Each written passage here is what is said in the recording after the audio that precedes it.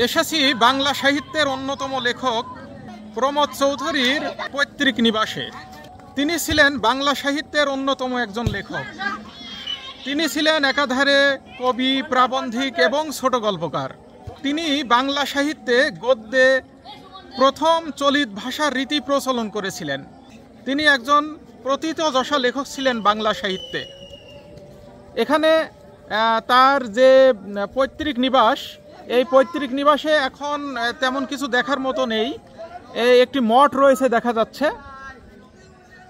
এই মঠটি রয়েছে, এটি কিন্তু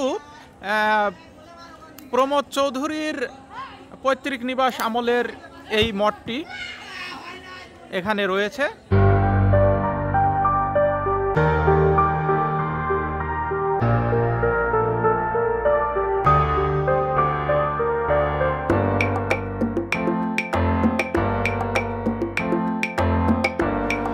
প্রমথ চৌধুরী 1868 সালের 7 আগস্ট যশোরে জন্মগ্রহণ করেন। তার পৈতৃক নিবাস পাবনা জেলার অন্তর্গত চাটমোহর উপজেলার এই হরিপুর গ্রামে। প্রমথ চৌধুরী 1890 সালে কলকাতা বিশ্ববিদ্যালয় থেকে ইংরেজি সাহিত্যে প্রথম শ্রেণীতে MA ডিগ্রি লাভ করে ব্যারিস্টারি পড়ার জন্য বিলাত যান। বিলাত থেকে ফিরে এসে ব্যারিস্টারি পেশায় যোগদান না করে ইংরেজি সাহিত্যে অধ্যাপনা শুরু করেন এবং পরে সাহিত্য চর্চায় মনোনিবেশ করেন।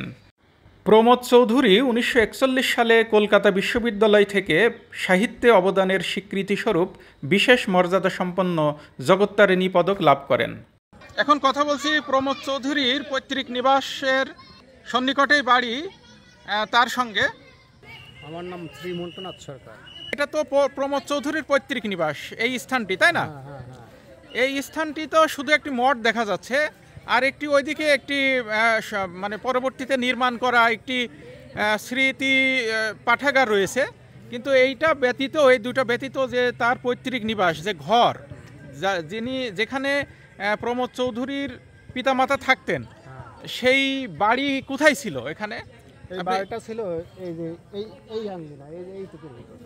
আপনি দেখছেন? আমরা ওই দালান কোটা দেখেছি। এটা কতদিন আগে দেখেছেন? বহুদিন আগে। আমার তখন কত বছর ছিল আপনার বয়স?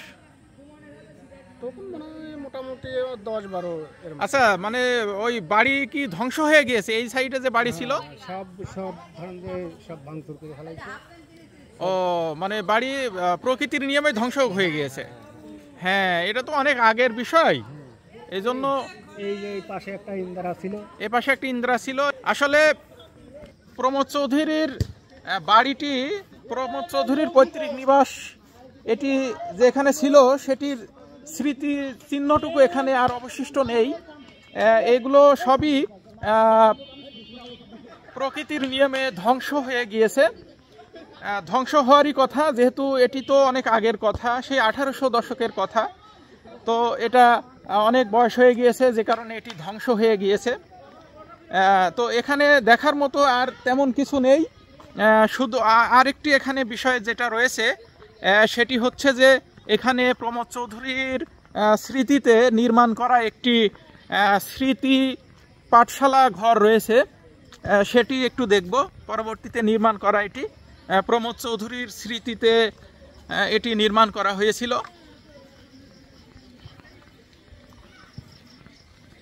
এই যে এটি সেই প্রমথ চৌধুরীর স্মৃতিতে নির্মাণ করা একটি স্মৃতি পাঠাগার। এই যে এখানে রয়েছে সেটা, প্রমথ চৌধুরী স্মৃতি পাঠাগার। এটা 20 জুন 2017 খ্রিস্টাব্দে এই স্মৃতি পাঠাগারটি এখানে নির্মাণ করা হয়েছিল। এই এরিয়াতেই প্রমথ চৌধুরীর পৈতৃক নিবাস ছিল। বাংলা সাহিত্যের অন্যতম একজন লেখক। তার পৈতৃক নিবাস এই পাবনা জেলার চাটমোহর উপজেলার হরিপুর নামক এই গ্রামেই বাংলা সাহিত্যের অন্যতম লেখক প্রমথ চৌধুরীর পৈতৃক নিবাস এটি এখানে ছিল আর কি। যিনি বাংলা সাহিত্যে তার ছন্দ নাম বীরবল নামেও ব্যবহার করতেন আর কি। ধন্যবাদ সবাইকে।